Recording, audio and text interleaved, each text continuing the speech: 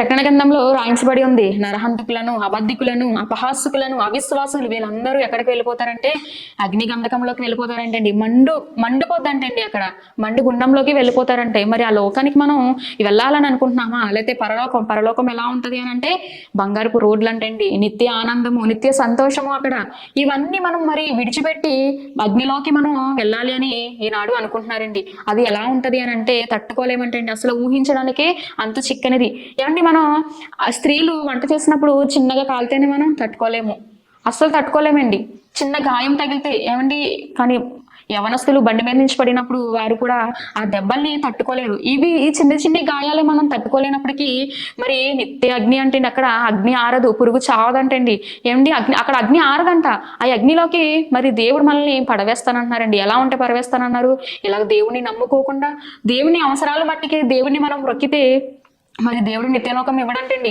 ఏది ఇస్తాడు? అగ్నిగంధకం, అగ్నిగుండం మనకి అందులో పడేస్తాడు. ఈ చిన్ని గాయాలే మనం తట్టుకోలేకపోతున్నాం. రేపు అన్న రోజు నిత్య అగ్నిలోనికి మనం వెళ్ళిపోతే తట్టుకోగలమా ప్రియులారా? మళ్ళీ అక్కడికి వెళితే తిరిగి రావడం అంటూ జరగదండి.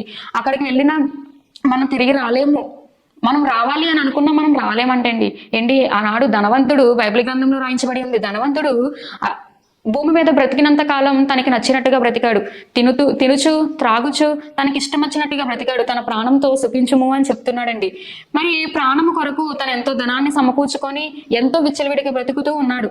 మరి వాడు చనిపోయాక మట్టిలోకి చేర్చబడిన తరువాత వాడు ఎక్కడికి వెళ్ళిపోయాడని మనం ఆలోచించినట్లయితే ప్రియులారా, నిత్య అగ్నిలోకి వెళ్ళిపోయాడంటండి.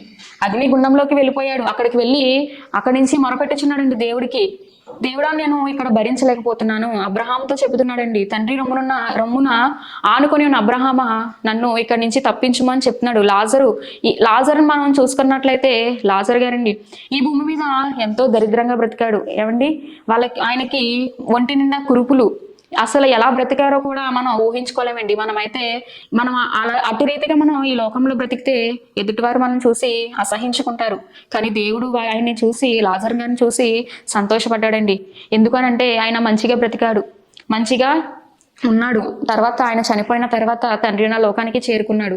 మరి ధనవంతుడిని, లాజర్ గారిని మనం చూసుకున్నట్లయితే వారిద్దరి మధ్య తేడా చూసారా? ఒకరుమో మంచిగా బ్రతికి దేవుడిన లోకానికి చేరుకున్నాడు, మరొకరు చెడుగా బ్రతికి దేవునికి వ్యతిరేకంగా బ్రతికి తన ప్రాణమును, తన సుఖాన్ని చూసుకొని దేవుడి మాటలను గుర్తించక, దేవుడు ఉన్నతమైన మాటలు, ఆయన గొప్పతనాన్ని గుర్తించక వాడు ఎలా బ్రతికారు అని మనం ఆలోచించినట్లే చెడుగా బ్రతికి ఆయన ప్రవర్తన సరి చేసుకోక నిత్య అగ్నిలోనికి వారు జారిపోవడం జరిగింది. అలాగ మనం ఉండకూడదు.